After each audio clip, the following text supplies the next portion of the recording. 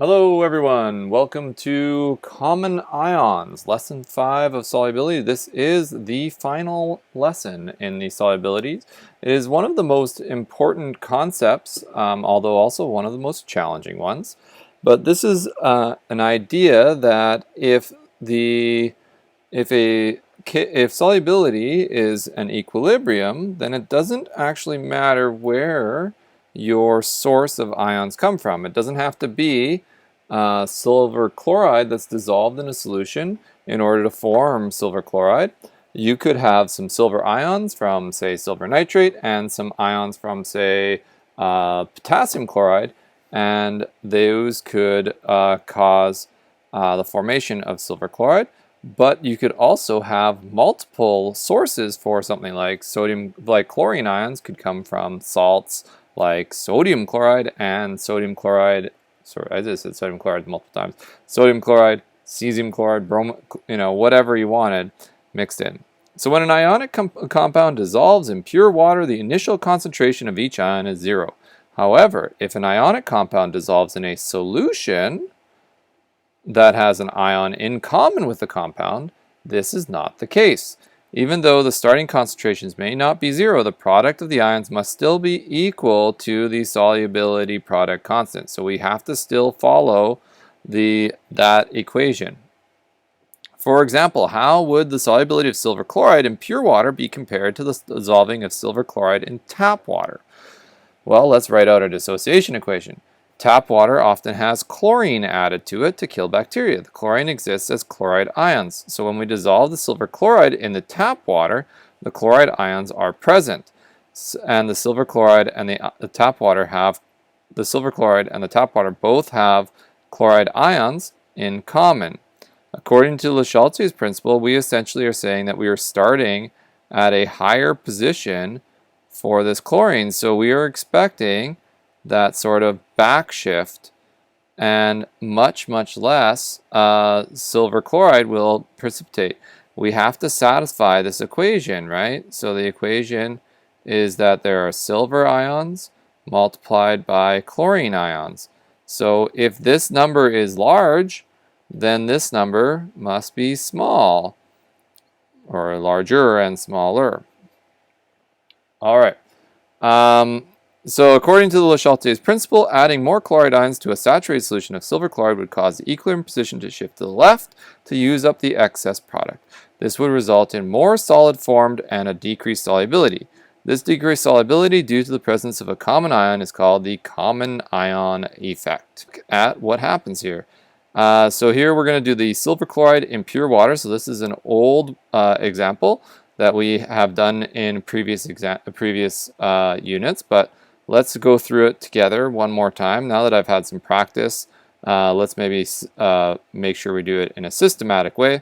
So step 1, we're going to write our equilibrium expression, right? Equilibrium expression. And then 2, we're going to write, or we're going to determine equilibrium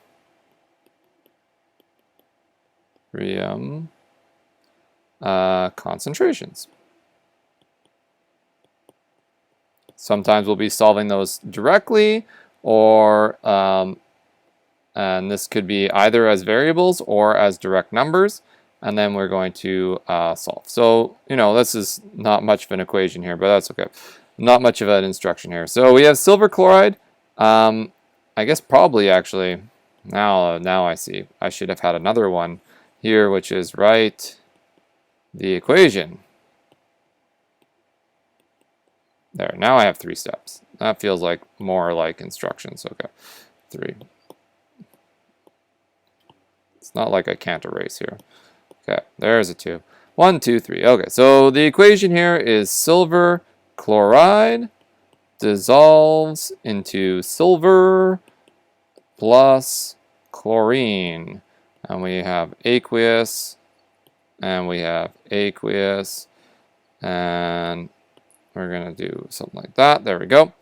And so the equilibrium expression is KSP is equal to the concentration of silver times the concentration of chlorine. And so in this case, we need to determine the equilibrium concentrations. We only have the KSP, so we know that at equilibrium, the values must be the same. We can even do something like this. You know me, I love a good ice chart. So let's just do a little ice chart here. I'm going to use this color. We don't need the solid, so I'm just going to do it over here. We have 0 and 0. When we first start adding that silver chloride, we're going to add some X, and we're going to get X and X. Okay, so now we kind of have, right? We have kind of some equilibrium values, and let's punch those in and see if we can solve and finalize those values. So KSP equals X times X. Okay, so that really means that the KSP is equal to X squared, and I need that value, so 1.7 times 10 to the negative 10 is equal to X squared. Get in there, do those square roots to get rid of that square. Looks like it should be kind of close to like 4-ish, right? Because 1.7 is almost 16, so it should be like 4 to the negative 5, because when you take a square root of an exponent, you can simply divide by 2. Let's see how we did. Square root of 1.7 to the power of negative 10 equals, okay, well, I wasn't really close at all, but I got the power kind of right. 1.3 times 10 to the negative 5. So that's our the molarity of the silver. This equals X, and X is equal to the concentration of silver, and which is also equal to the concentration of the chlorine, which means it's also equal to the concentration of silver chloride in the aqueous form. Okay, so that's the simple example. So hopefully you're comfortable with that. If you're not, then you need to go back and check out some of the earlier lessons. Now let's see what happens in the case of a solution where you already have some chlorine ions in there. Determine the solubility of silver chloride in a solution of 0.1 molar sodium chloride. Okay, so we are going to I'm going to actually steal all my instructions here, because those were okay instructions. They're not, the most thorough instructions, but we can still steal them. Okay, paste. All right. And I'm going to write out my equation. I could even steal that too, because I already wrote it kind of nice. And I'm going to keep this ice chart here. Copy. This time I'm going to paste it properly. There we go. Okay, but the difference here is that instead of starting with chlorine, we are starting with sodium chloride. So we now need to think about the sodium chloride that is going to fully dissociate, because it does not have a very measurable KSP. So it fully dissociates, and it's a 1-to-1 ratio. This is important because if I'd used magnesium chloride, I could have had a problem where I'd have to actually double my molarity. So my initial concentration now is this 0.10 molar. And then I have a value of X. Oh, I have a value of 0 here as my starting position. So I'm sprinkling some silver chloride. I'm trying to figure out how much silver chloride is going to dissolve in the solution that's already salted.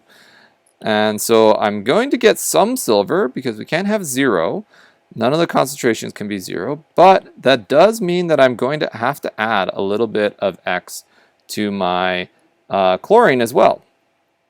This creates an equilibrium concentration that is X, and an equilibrium concentration of 0.1 plus X. Now, one thing to consider at this point is that we have a lot of chlorine, right? Like, look at that, that's 0.1. And if we go to our previous example, notice that our total value was 1.3 times 10 to the negative 5. So that means that that's the maximum. At the maximum, we could add 1.3 times 10 to the negative 5 moles of chlorine to our solution. Well, that's not very much at all compared to that 0.1. In fact, for significant figures, that won't change anything at all, right? It doesn't matter if I had 0.1000 is 1 to the negative 5, right? 1, 2, 3, 4, 5, right? That number doesn't have any difference when we consider the significance as 0.1. So, in fact, this is a case where estimation is actually really important. And I've actually tried this question without estimating it, and it becomes actually really difficult because the number that we get is so small. So we're going to treat this as equivalent to 0.1 and that there's no change. And this can be done for any case where the starting concentration is, at least 2 orders of magnitude larger than what you expect to be the end concentration.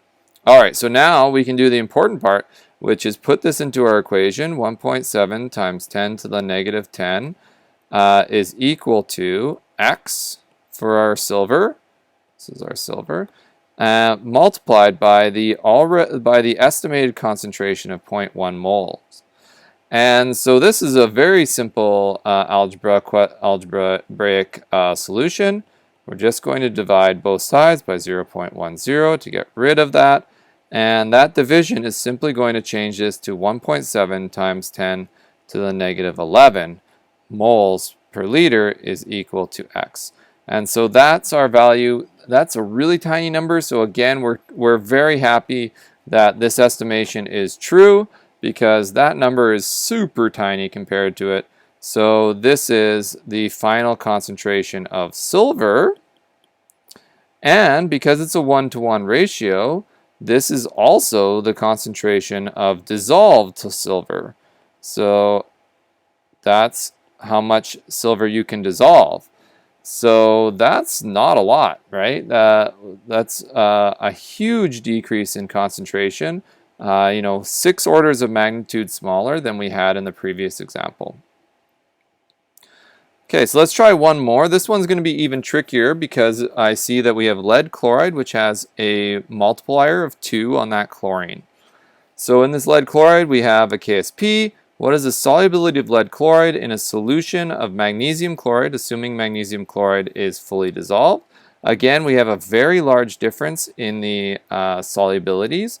So we are expecting that the amount of chlorine is going to be important here. Okay, so first step, we're going to write out the equation. Lead chloride, I'm going to again write it nicely, is going to be under equilibrium with the lead 2+ aqueous and the 2 chlorine minuses aqueous. We are interested in the initial concentrations, the change in concentration, and the equilibrium concentration. And so in this case, the initial concentration is 0 for the lead, but for the magnesium chloride throws a wrench into things because magnesium chloride is fully soluble.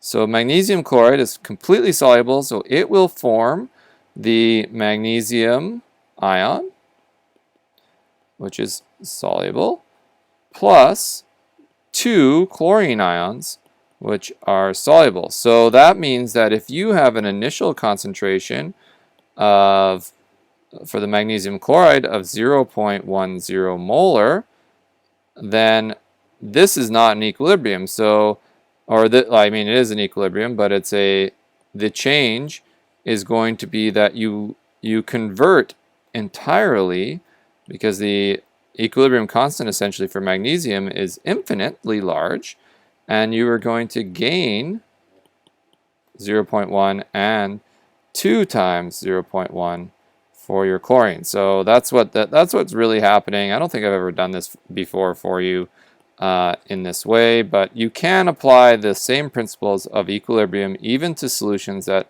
are kind of not in equilibrium because they have such large KSPs. But this is the really important key part, is that we have 2 moles or 0.2 moles of chlorine at the start of our solution. All right, so we're going to get some extra X over time, and we would possibly be getting 2X, and we'll see. We're going to do the estimation assuming this is going to be 0. This is going to be as close to 0 compared to that number of 0.2 as possible. And I think maybe I'm going to, in case somebody's just reading these things, I'm going to make a little note. So when the KSP is very small relative to the common ion concentration, we do not expect the change from equilibrium to have a noticeable effect on the common ion concentration. So it can be ignored.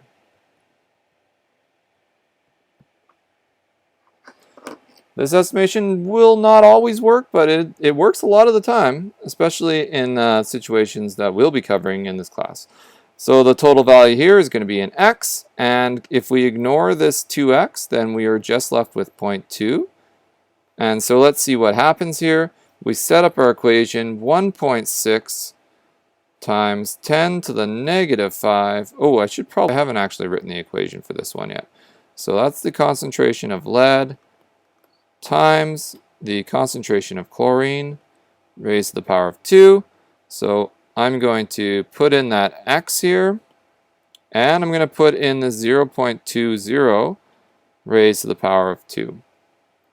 You can imagine that if I did not do that estimation, I would be going to my math apps at this point to help me with the solution, because it would be a real pain to solve this if I didn't do this simplification. Just wanted to get that back. There we go. Okay. So this is actually solvable. I can probably do this almost by hand. Let's see. 0.2 times 0.2 is 0.04. So 0.040, and that's X, is equal to 1.6 times 10 to the negative 5. So that's the same as saying that X is equal to 1.6 times 10 to the negative 5 divided by, I'm going to change this to change it into scientific notation to help me out. So one of the reasons I changed it to scientific notation is because then I can do the math on this side. So 1.6 is the same as 16 divided by 4. So that's just 4. We keep the decimal place. And then the negative 5 minus 2 is actually times 10 to the negative 3.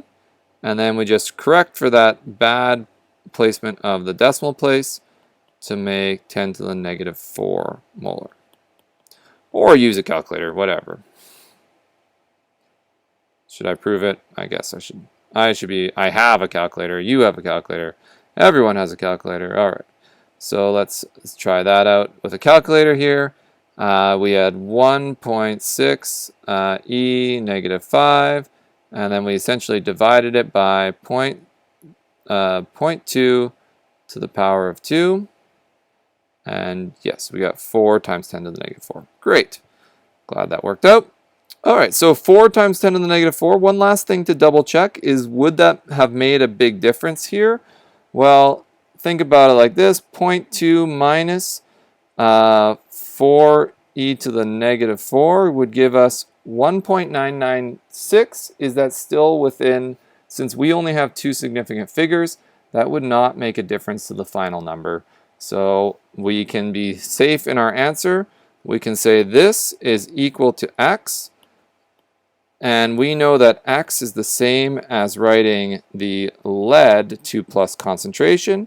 And now, what is the ratio of lead in lead chloride? Or what was it? Yeah, lead chloride. It's a 1-to-1 ratio, so this is also the ratio of lead chloride aqueous. It's a 1-to-1.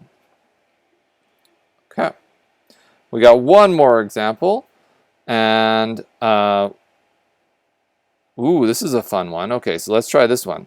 So what is the concentration, what is the KSP of lead chloride in a solution of 0.1 molar lead nitrate? So that's, we've got two exciting equations here. We have a lead chloride, which is under equilibrium with two chlorines. We have a lead nitrate, which is considered aqueous, so we are going to just write a single direction equation, arrow, plus 2 NO3s, don't really have any effect. And so that means that we don't have to write anything here, but we are saying that if we start with 0.10 molar, then we can write 0.10 for the lead plus 0.20 molar for the nitrate.